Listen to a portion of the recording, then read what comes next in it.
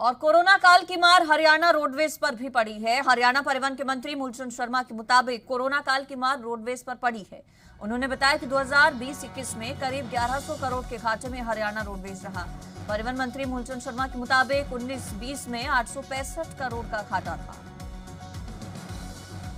Corona का असर धीरे धीरे कम हो रहा है, लेकिन कोरोना अपने पीछे कई ऐसी चीजें भी छोड़कर जाता है जिसको लेके सरकारों पर भी दबाव पड़ता है। हरियाणा की अगर बात की जाए, आम आदमी का जहाज कहते हैं हरियाणा के परिवहन मंत्री मूलचंद शर्मा हरियाणा रोडवेज को। लेकिन हरियाणा रोडवेज की अब क्या हालत है, ये जानने के लिए, समझने के लिए मूलचंद शर्मा जी हमारे साथ हैं।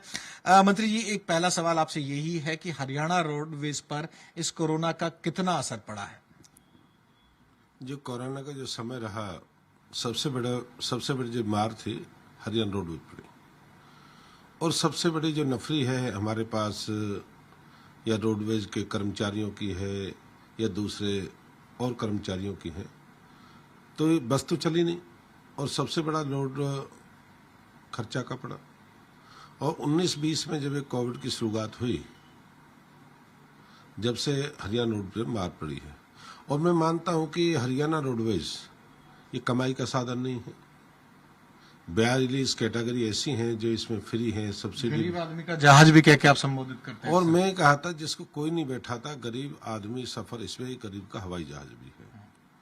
और हमेशा 100-125 करोड़ तो हमेशा तब भी घाटा रहा जब ट्रांसपोर्ट पूरी तरह ठीक चली है, सब कुछ ठीक रहा, जब भी ये घाटे का सौदा रहा है। क्यों हरियाणा रोडवेज हमें आम लोगों को सुविधा देनी है, आम लोगों को एक स्थान से दूसरे स्थान पहुंचाने का हरियाणा रोडवेज का कर्तव्य है।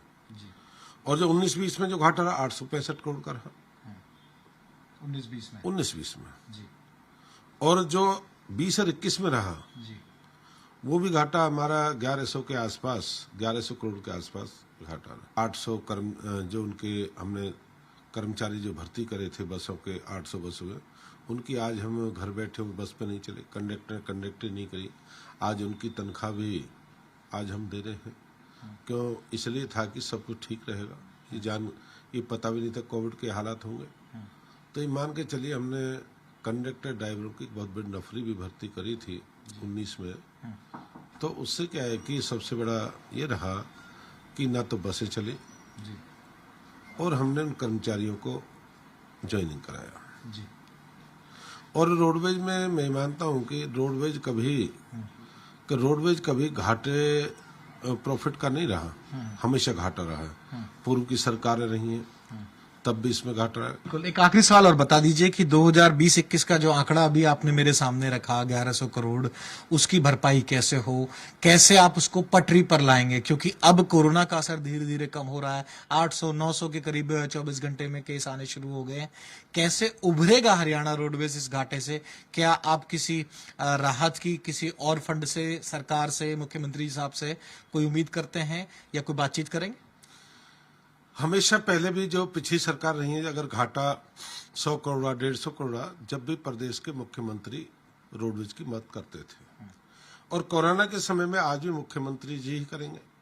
भाई अपने हरियाणा सरकार है, उसके खजाने से इसकी आज भी वहीं से पूर्ति हो रही है। और मैं कहता हूँ सब कुछ जब ठीक हो जाएगा, हमें मान के चलते हैं कि बस को हरियाणा रोडवेज को बसों को हम नो लॉस नो प्रॉफिट पे ला देंगे। ये टारगेट आपका है? हाँ, ये टारगेट है कि सब कुछ ठीक हो जाए, तो ना तो जो पहले घाटा था जो 125-150 करोड़ आता था वो भी नहीं रहेगा। कैमरामैन प्रमोद शर्मा के साथ विनोद लांबा, जी मीडिया, फरीदाबाद।